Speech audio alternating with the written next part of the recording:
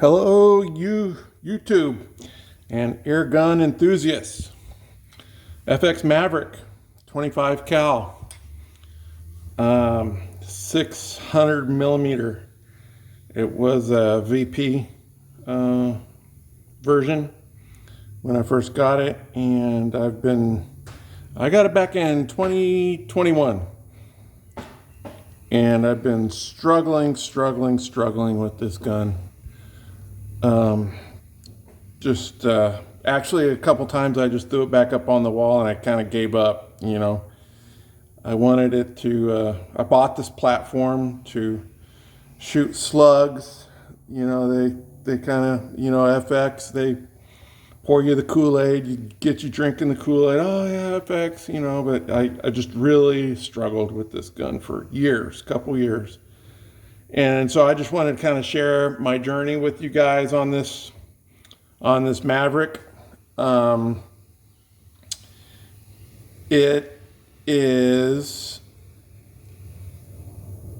It's shooting good now, and I'm happy with it.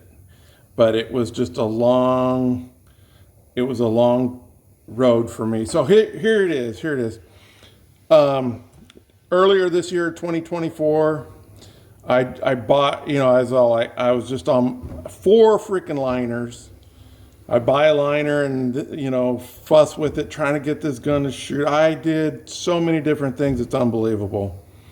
Run it with the O-rings, without the O-rings, double up the O-rings, different tensions on the barrel. I mean, it just went on and on. I just was never happy with the way this gun shot until now. So every liner I had, I'd take a slug, I'd push it through, it'd go about this far, and it would hit a tight spot. It would go about this far, hit another tight spot, and then it would just go out and kind of catch the choke. Every liner was that way until this one. And as soon as I pushed the slug, it went all the way through. So early 2024, there's a change in these liners. I don't know, I never did like that where it would go and stop and go and stop. I'm all like, and I'm like, well, it's FX. They know what they're doing. Maybe this is their secret sauce to their barrel liners or whatever. But so I just kind of dealt with it. But the gun never shot right. So I'm just sharing this with you guys. Early 2024, I bought this new liner and I slugged it, and it just went right on through. And actually, it kind of feels like it has a little bit bigger choke at the tip too. So, and that was a huge difference. I think they changed their characteristics in their liners. I don't know. Maybe if someone has a good relationship with someone, they can find out if there's a change or there was, some kind of change with them, but I don't know. But I'm happy with this gun now. Some things that it is what it is. The problem with this gun is you have your bottom chassis here, and then you could literally take this block and twist it like this.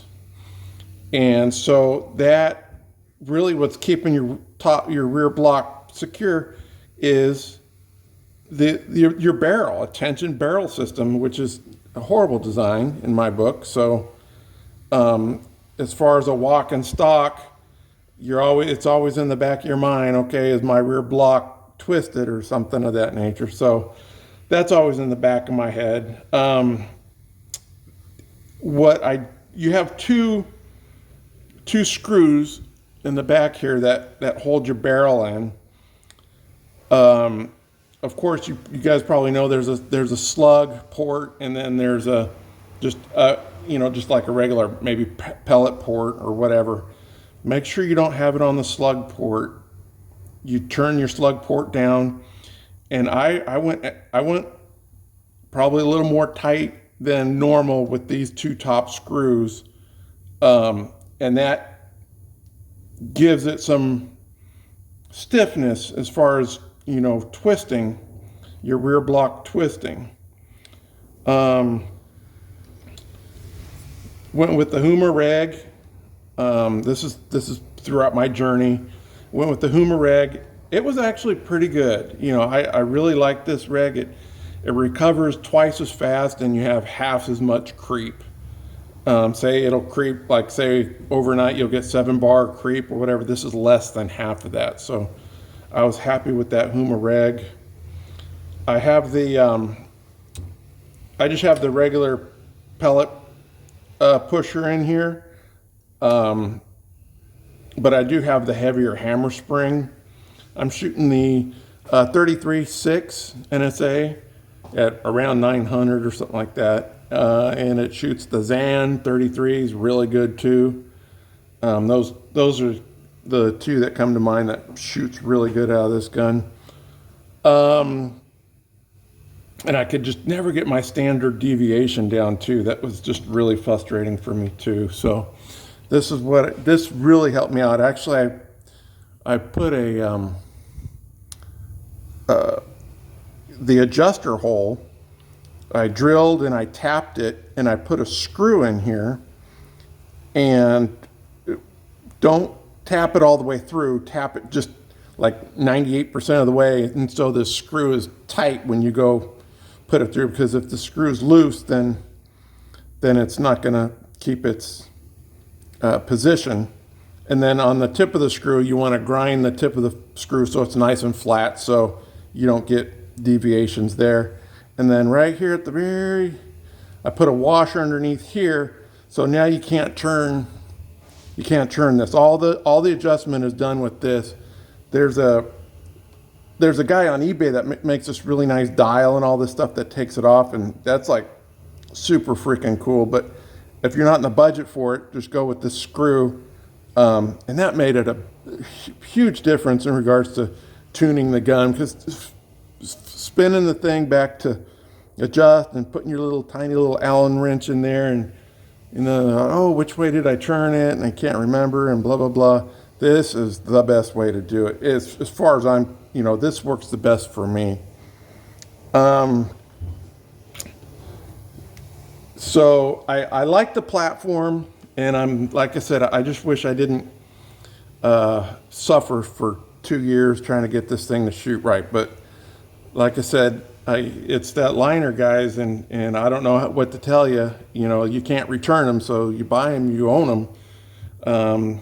If you have a liner at home, push a slug through it, and if it stops, this is the heavy liner, by the way. The pellet liner shot great, by the way. I'm not going to take anything from them. The pellet liner shot great. It shot the 26.8, like the super light slug. It shot that good and accurate. The pellet, the 30, the JSB, shot the pellet great. But I'm a slug guy and I want to shoot slugs. I bought this platform to shoot slugs, and the latest slug liner, I guess, that they have out now.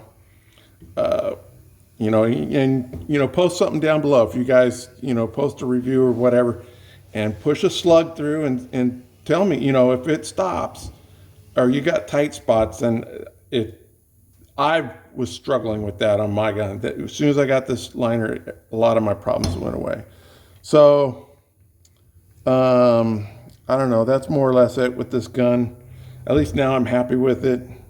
Can produce some pretty good power, pretty good shot count, and but I don't think I'm going to be buying another FX, because the tension barrel system, it doesn't make sense to me. I'm a walk and stock kind of guy. If you're a bench rest queen, then tension barrel or whatnot is be fine for you. But I'm a walk and stock, so everything's got to be durable and last. So leave any comments down below if you have any questions or whatnot. But let me know if you guys have similar problems with your liners. Talk to you later.